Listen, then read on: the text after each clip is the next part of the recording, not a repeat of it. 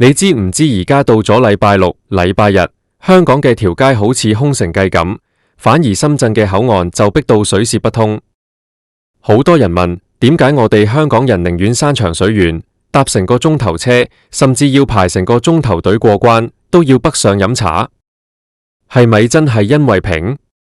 定係香港嘅酒樓真係出現咗啲乜嘢絕症？今日我想同大家拆解一下，點解我哋喺香港飲茶會飲到一肚火，甚至覺得係貼錢買難受。首先講到入酒樓，以前我哋細個嗰陣，即係20-30年前，一入到去，啲伙計雖然忙，但起碼會同你打個招呼，遞張點心紙俾你，幫你開個位。但而家呢？你一坐低，個伙計仲黑過包青天，好似你憎佢幾百萬咁。最攞命嘅係，明明你係嚟幫襯，佢一手掉低個 QR code， 叫你自己掃碼啦。呢個掃碼落單真係傳統酒樓嘅一大死穴。你試諗下，飲茶呢種活動係香港人嘅家庭聚會，入面有好多係60歲、70歲，甚至80歲嘅老人家。佢哋平時連部手機點樣轉字都未必清，你叫佢去掃嗰個細到睇唔到嘅二維碼，然後過入又要你授權，又要你入電話，又要你揀茶位，等班老人家搞得嚟，個位都餓到扁晒。最諷刺嘅係乜嘢？係你明明全個過程都係自己落單，自己對數，但最後張單出嚟，佢依然要收你加一服務費。呢一點係好多街坊最反感嘅。我哋問心嗰句，如果個伙計服務周到，幫你沖茶、換碟、噓寒問暖，俾個加一係心甘情願嘅。但而家呢？茶要自己沖，碗要自己洗，落單要自己搞，個伙計唯一做嘅嘢就係將龍點心拼一聲掉喺你台面，然後面黑黑咁走咗去。咁呢一成嘅服務費，到底係俾緊乜嘢服務呢？講起呢個面黑，真係講到火都嚟。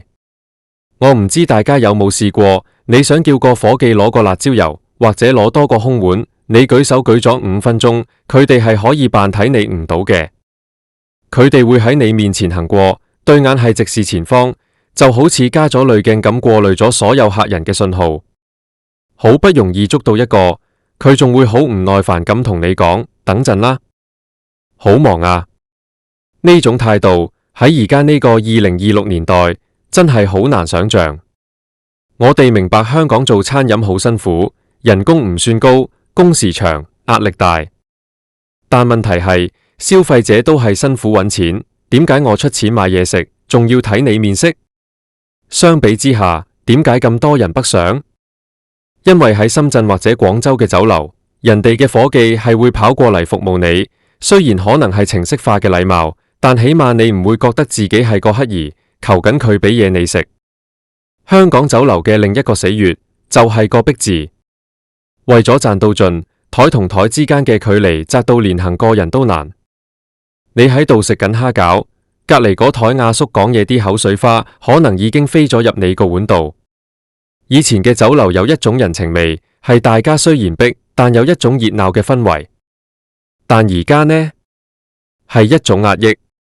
因為人手不足，加上節省開支，連冷氣都好似唔夠咁。喺一個又嘈又逼又熱嘅環境下，仲要對住個黑面伙計，呢種心理壓力真係令到餐茶都變咗味。再講講點心嘅質素，大家有冇發覺而家香港大部分連鎖酒樓嘅點心味道好似倒模出嚟咁？因為好多已經係中央廚房或者係預製菜。以前即叫即蒸，由點心師傅喺廚房現場手作嘅日子，已經離我哋越嚟越遠。一個蝦餃，皮厚到好似粉果，蝦仁食落去係死實實嘅鹼水味。以前我哋講究鮮、爽、脆，而家只求熟、快、平。當然有人會話香港租金貴啊，食材貴啊，呢個係事實。喺2026年度，香港嘅地價同租金依然係全世界最高之一。酒樓老闆要維持利潤，一係就減人工、減人手，一係就用啲平價食材，結果就形成咗一個惡性循環。服務差咗，食物差咗，客人就少咗，客人少咗，收入少咗，老闆就更加要慳，結果服務同食物就更差。而呢個循環正正將香港嘅街坊推向深圳。而家好多人去深圳飲茶，唔單止係因為平，而係因為人哋有尊重。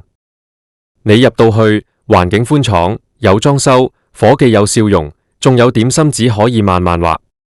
雖然人哋都開始用數碼落單，但人哋會主動過嚟問你使唔使幫手，仲會不斷幫你加水換碟。反嚟講，香港好多酒樓仲係停留喺1990幾年或者2000幾年嗰種老店心態。佢哋覺得我有咁多熟客，我唔憂做，但佢哋忽略咗以前嗰班老街坊會慢慢老去，新一代嘅後生仔，佢哋追求嘅唔單止係味道，仲有體驗。如果一個20-30歲嘅年輕人帶住父母去飲茶，結果父母唔識數碼被伙計鬧，或者等咗半個鐘都未見一籠燒賣，你覺得呢個年輕人下次仲會唔會帶屋企人去呢間酒樓？我哋成日講要搞活香港經濟，要留住人才，留住消費力，但如果最基本嘅民生消費飲茶都搞到咁令人難受，點留人呢？其實香港嘅酒樓文化係我哋嘅集體回憶，亦係香港嘅名片。由以前嘅推車仔點心，到後來嘅高級酒家，每一籠蝦餃，每一碗皮蛋瘦肉粥，都承載住我哋香港人嘅情感。但如果我哋再唔反思服務嘅本質，再唔去改善嗰種數碼落單兼面黑黑嘅文化，呢種本土文化真係會被自己人玩殘。我聽過一個街坊講，佢話我去深圳食飯，我係大爺，喺香港食飯，我好似係欠債人。呢句話其實好心酸。點解我哋喺自己嘅家鄉揾食，會揾到咁卑微？要打破呢個死穴，其實唔係要你降價到同深圳一樣，大家都知租金成本唔同。但起碼你可唔可以喺人手同科技之間揾到個平衡？數碼可以，但可唔可以保留一部分人手落單？特別係針對老人家。加一可以，但可唔可以俾返相應嘅服務？冷氣可以開大少少，台同台之間可唔可以留條生路？最重要嘅係嗰種態度。我哋唔需要好似酒店咁嘅5星級服務，但起碼要有一份最基本嘅尊重。伙計同客人之間唔係對立嘅，而係一種互惠互利嘅關係。如果有一日香港嘅酒樓可以重拾以前嗰種有人情味嘅服務，可以令到老人家唔使攞住部電話發愁，可以令到街坊覺得個加一係俾得值嘅，我相信就算深圳嘅點心再平，香港人依然會選擇留喺度飲茶，因為呢度始終係我哋嘅家。我哋最想食嘅，始終係嗰份屬於香港嘅地道味道同人情。希望有一日，我走入酒樓，聽到嘅唔係自己數碼，而係一句親切嘅早晨啊，想飲咩茶啊？其實呢種現象反映出香港餐飲業正面對緊一個十字路口。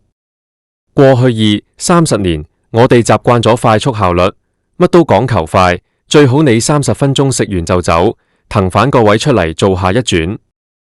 但係，當科技進步到而家2026年代，科技應該係用嚟提升體驗，而唔係成為懶惰嘅藉口。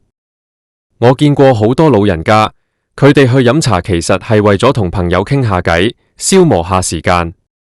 佢哋未必想食乜嘢珍百味，一籠叉燒包，一杯香片，佢哋就可以坐足一個朝早。但係而家嘅酒樓，節奏快到好似打仗咁。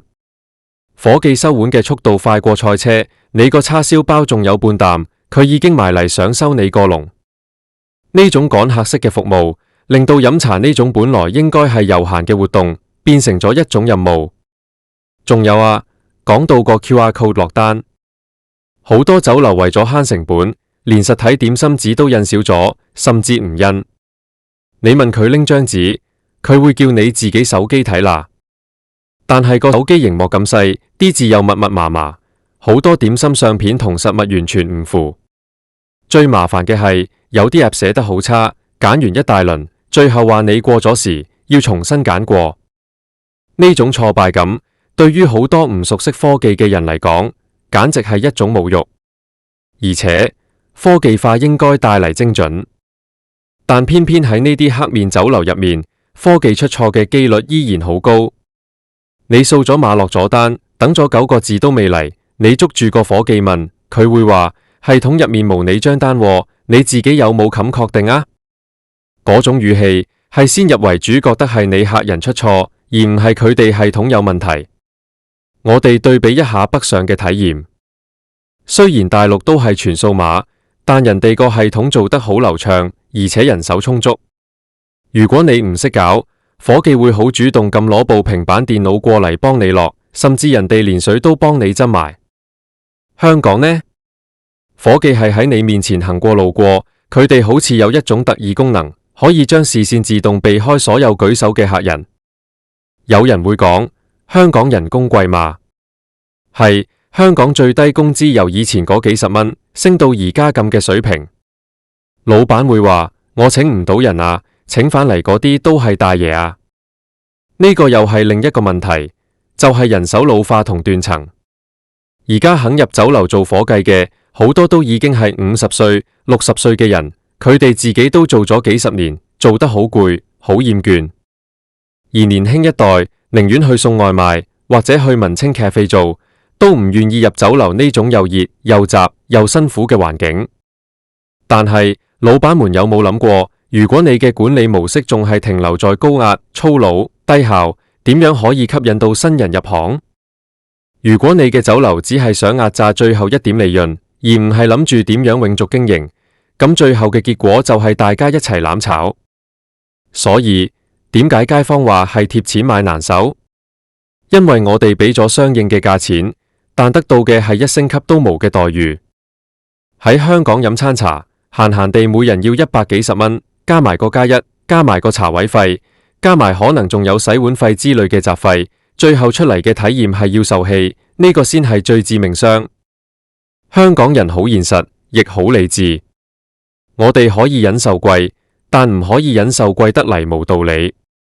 如果深圳嘅服務可以做到100分，食物有80分，價格係香港嘅1/3，而香港嘅服務係負分，食物得60分，價格係3倍。咁呢條數學題，3歲細路都識計啦。我寫呢篇稿唔係想踩低香港餐飲業，反而係因為我真心希望香港嘅酒樓可以好返。我想我哋嘅下一代依然可以體驗到咩叫飲茶文化，而唔係要去到深圳先知乜嘢叫熱情招待。我哋唔應該將北上消費單純睇成一種價格競爭，而應該睇成係一種服務警示。當香港人寧願用幾個鐘頭交通時間去換取一個正常嘅用餐體驗，呢個警示已經好響亮。傳統酒樓要生存，首先要搞清楚，你賣嘅唔單止係點心，而係服務同氛圍。如果你連最基本嘅笑容都冇，連最基本嘅點心紙都提供唔到，咁你同一個自動販賣機有乜區別？甚至自動販賣機仲唔會對你黑面。我希望見到有酒樓老闆可以企出嚟，改革呢種數碼文化，將人手重新放返喺關懷客人上面。我希望見到伙計唔再係因為做得辛苦而將氣發喺客人身上，而係因為得到公司嘅尊重同合理回報，從而願意將呢份尊重傳遞俾客人。最後，我想同各位街坊講，我哋作消費者都有權去選擇。我哋支持本地小店，支持有心經營嘅老字號，但對於嗰啲貼錢買難受嘅連鎖店或者無心經營嘅酒樓，我哋唔一定要默默承受。只有當消費者開始對壞服務說不，市場先至會慢慢迫使呢啲機構改革。希望下次我哋再入酒樓飲茶嘅時候，唔係因為冇辦法，而係因為真心想去，唔係因為近，而係因為好。飲茶本來係一件好開心嘅事，我哋唔好俾呢啲死穴將我哋嘅快樂磨滅。希望每一位點緊呢條片睇嘅朋友，下次飲茶都唔使再對住個黑面伙計，可以開開心心、舒舒服服咁食反籠熱騰騰嘅蝦餃。講真，每次講起呢啲，我心入面都有種恨鐵不成鋼嘅感覺。香港酒樓由50年代、60年代嗰種簡陋但熱情，發展到70、80年代嘅輝煌。嗰陣時我哋係引以為傲嘅東方之珠，全世界嘅遊客嚟到都要嚟香港嘅酒樓見識下。點解行到今日，會變成一個被街坊嫌棄、被遊客投訴嘅地方？我哋成日講軟實力，飲茶就係香港最強嘅軟實力之一。當我哋連呢份實力都保唔住嘅時候，我哋仲有乜嘢可以留得住人？2026年度，雖然科技可以幫我哋做好多嘢，但佢永遠替代唔到一個眼神嘅交流，或者一句簡單嘅問候。我哋唔好再用租金貴做遮羞布啦。租金貴係老闆嘅事，服務差係管理嘅事。如果一間酒樓因為租金貴就要客人受氣，咁呢間酒樓其實已經倒閉咗一半，只不過係個招牌仲掛喺度。街坊嘅心其實好易攞，你對佢好少少，佢就會變成熟客，甚至會介紹親戚朋友嚟。呢種口碑係幾多廣告費都買唔返嚟嘅。希望香港餐飲業可以醒覺，唔好再等所有客人都過咗關，先至後悔莫及。好啦，今日嘅分享就到呢度。大家對於香港酒樓嘅服務又有乜嘢想噴？或者你有冇遇到過邊間酒樓仲係保留到嗰種人情味？歡迎喺下面留言分享，大家交流下揾食心得。最重要係，無論喺邊度食，都要食得開心，唔好委屈咗自己個胃。